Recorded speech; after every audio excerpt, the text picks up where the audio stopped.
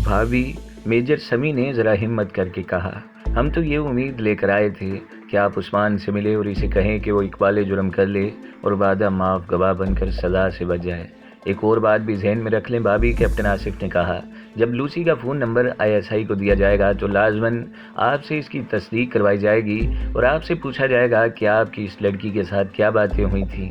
इस तरह आप इस केस में अहम गवाह बन जाएंगी। फिर आपको कोर्ट मार्शल में या जिस कोर्ट में ये केस चलेगा उस्मान के खिलाफ गवाही देनी पड़ेगी। मैं गवाही दूंगी, वाजदा ने कहा।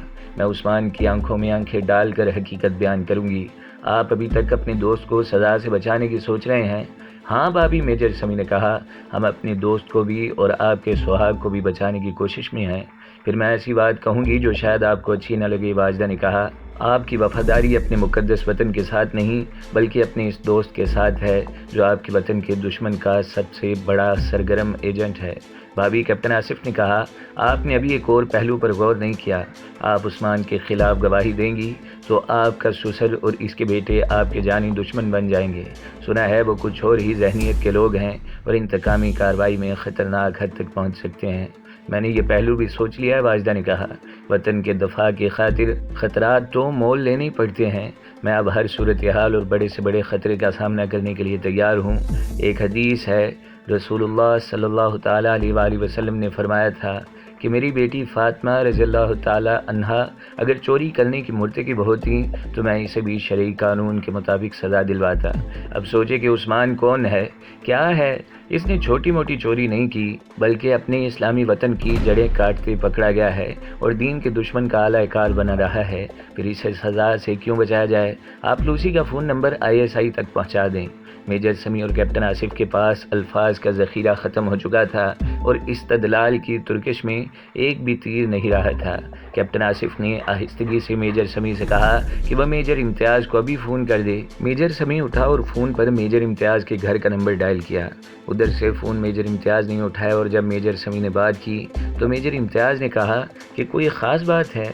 हाँ, मेजर समी ने कहा, बहुत ही ख़ास बात है, हम अभी आ रहे हैं, फ़ौरन आओ, मेजर इम्तियाज़ ने कहा। मेजर इम्तियाज़ इन दोनों का बेताबी से मुंतज़िर था। ये दोनों पहुँचे तो इन्हें अंदर ले गया और पूछा कि ये दोनों क्या नई खबर लाए हैं। यकीन नहीं आता कि दुश्मन का कोई एजेंट इतना गैर मुहताज हो सकता है। मेजर समी ने कहा, इस लड़की लूसी से तो तुम नावाकिफ़ नहीं हो, इसका कराची का फ़ोन नंबर मिल गया है। ये नंबर गलत होगा, मेजर इम्तियाज़ ने कहा। गलत लगता नहीं, मेजर समी ने कहा, मिसेज़ उस्मान ने हमारे सामने इसी नंबर पर बात की है। मेजर समी और कैप्टन आसिफ ने मेजर इम्तियाज़ को वो सारी गुफ्तगू सुनाई जो वाजिदा ने लूसी के साथ की थी।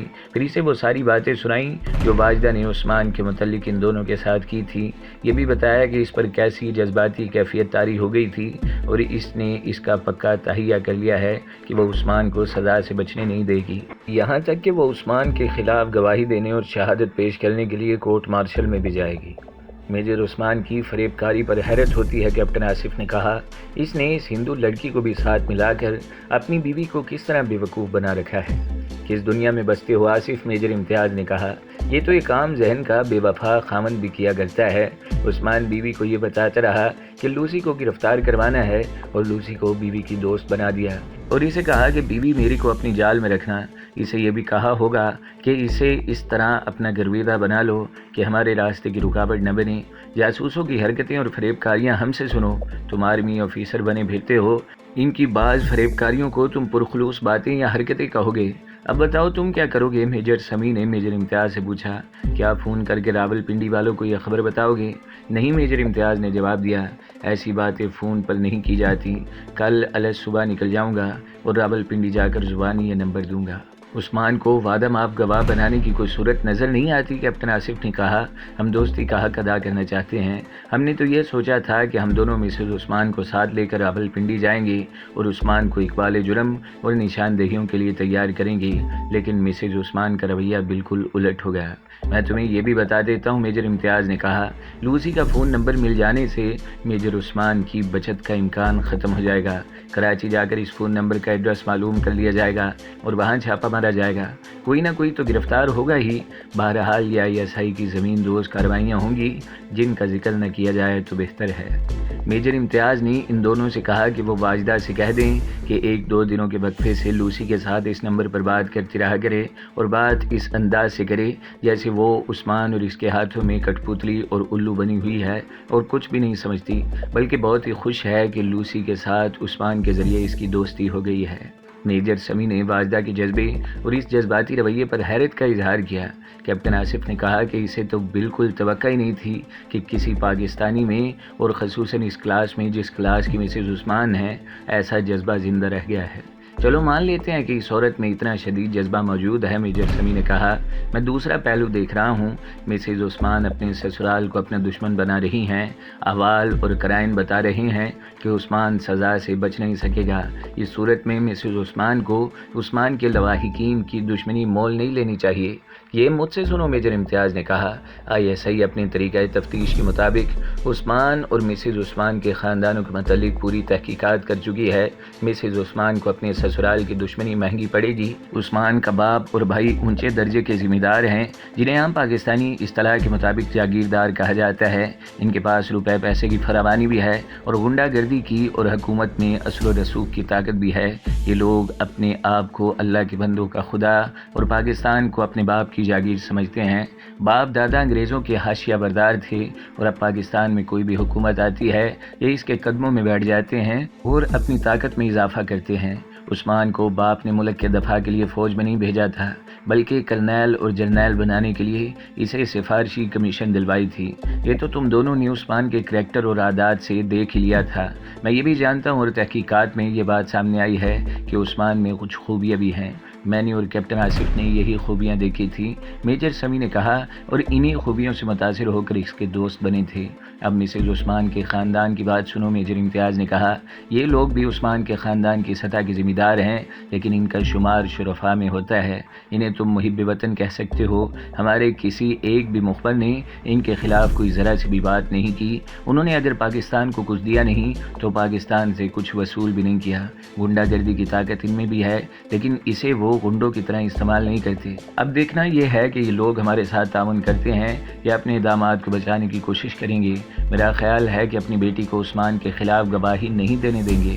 लेकिन इम्तियाज़, मेजर समी ने कहा, अगर मिसेज़ उस्मान का ये मूड कायम रहा जो हम देख कर आए हैं तो अपने बाप की भी नहीं मानेंगी, उस्मान के ख़िलाफ़ ज़रूर गवाही देगी। अभी तो इब्तदा है समी भाई, मेजर इम्तियाज़ ने कहा।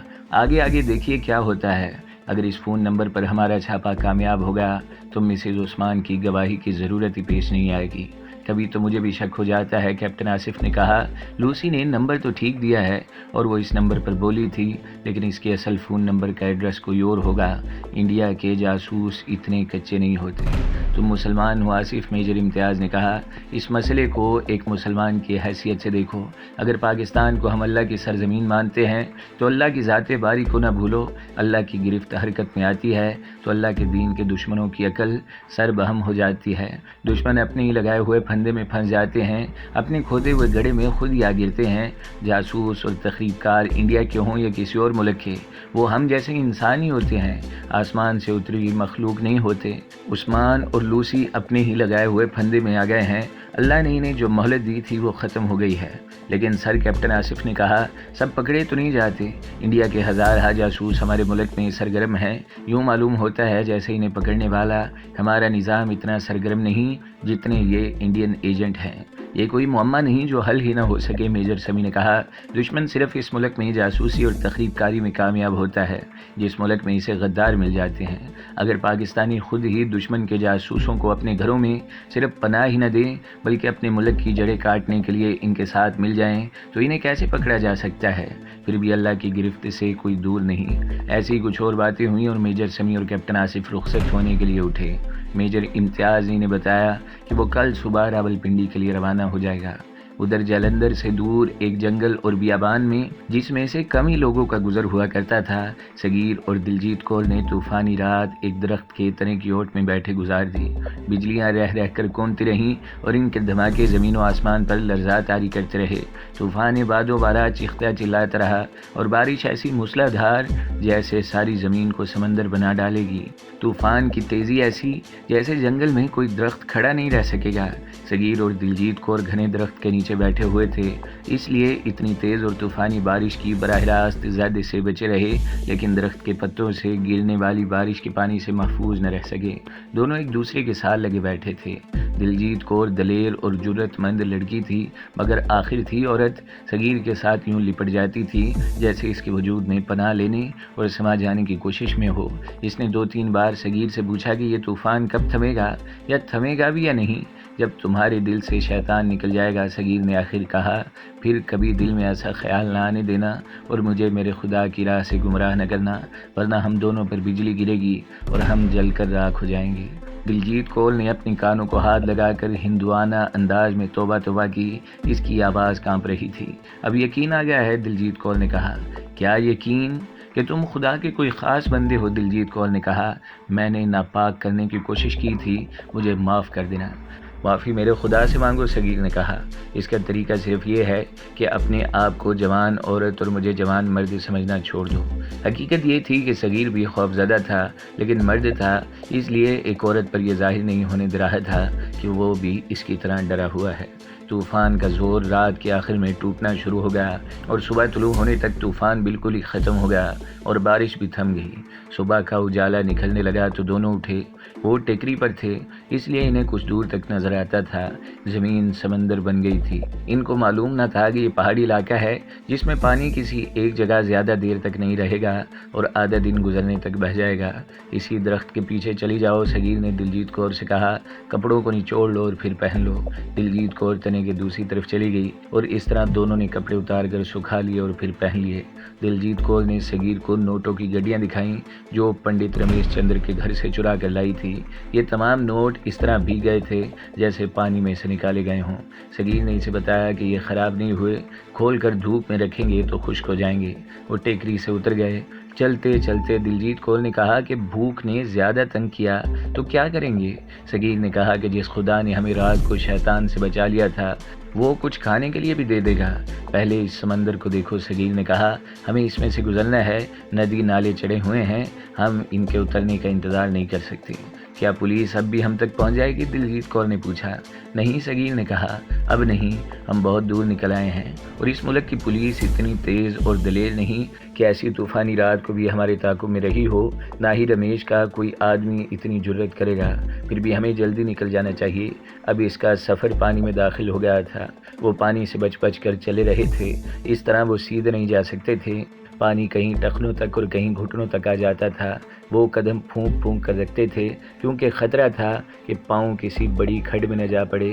وہاں تو کھڈ اور چھوٹی چھوٹی بلندیاں پانی میں ڈوب گئی تھیں۔ ان دونوں کی رفتار بہت ہی سست تھی۔ دھوپ چمکنے لگی تھی، بادلوں کے ٹکڑے ایک دوسرے کے پیچھے سورج کے سامنے سے گزر رہے تھے۔ سورج اوپر ہی اوپر اٹھتا جا رہا تھا۔ جب سورج سر پر آ گیا تو ایک سیلابی نالے نے ان کا راستہ روک لیا۔ سیلاب خاصا تیز تھا۔ صغیر دلجیت کور کو اس نالے کے کنارے کنارے ایک طرف لے گیا۔ وہ ایسی جگہ دیکھنے چلا تھا جہاں نالے کا پاٹ چوڑا ہوتا۔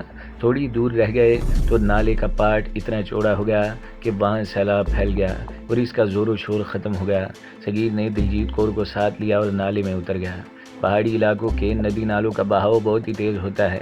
پانی گہرا نہ ہو تو بھی پاؤں کھاڑ دیتا ہے۔ دونوں نالے کے درمیان میں گئے تو دلجیت کور کے پاؤں کھڑ گئے اور وہ گر گئی۔ وہاں گہرائی بمشکل کمر تک تھی، لیکن دلجیت کور سنبھل نہ سکی۔ صغیر اس کے پیچھے گیا اور اسے پکڑ کر اٹھایا، اس طرح اسے اپنے بازو میں جکڑ کر نالے کے پار لے گیا۔ دن کا پچھلا پہر شروع ہو چکا تھا۔ وہ ایسے علاقے میں پہنچ چکے تھے جو ذرا زیادہ پتھریلا اور تھوڑا بلند تھا، اس وجہ سے وہاں پانی رکا نہیں تھا۔ اب ان کا سفر ذرا سہل ہو گیا۔ صغیر نے دیکھا تو اسے محسوس ہوا کہ وہ ایسے راستے پر جا رہا ہے جو مستقل راستہ معلوم ہوتا ہے۔ صاف پتہ چلتا تھا کہ لوگ اس راستے پر آتے جاتے ہیں۔ ذرا یہ آگے گئے تھے تو دور سے انہیں ایک آدمی آتا نظر آیا جو گھوڑے پر سوار تھا۔ اس آدمی نے بھی انہیں دیکھ لیا۔ صغیر فیصلہ نہ کر سکا کہ اس آدمی سے بچنے کے لیے راہ راستہ بدل لیا جائے یا سیدھے چلتے چلیں۔ اسے خیال آ گیا کہ اس آدمی سے اسے کوئی خطرہ نہیں ہو سکتا۔ وہ دیکھو، دلجیت کور نے ذرا گھبراہٹ سے کہا، کوئی آ رہا ہے۔ آنے دو، صغیر نے کہا، اس کے سامنے ڈرنا نہ شروع کر دینا۔ ضرورت یہی ہے ہم ظاہر کریں کہ ہم دونوں میاں بیوی ہیں۔ جو وہ گھڑ سوار قریب آتا جا رہا تھا، صغیر اس کے حال حلیے سے اندازہ لگاتا جا رہا تھا کہ یہ آدمی کس حیثیت کا ہے۔ اس کی حیثیت تو گھوڑے سے ہی معلوم ہو رہی تھی۔ یوں معلوم ہوتا تھا جیسے اس گھوڑی کو کئی دنوں سے کھانے کو کچھ نہیں ملا۔ دبلی پتلی مریل سی گھوڑی تھی جو آہستہ آہستہ چلی آ رہی تھی۔ اس کے سوار کے کپڑے اور چہرہ بتا رہا تھا کہ نہایت معمولی سا دیہاتی ہے اور کسی کام سے جا رہا ہے۔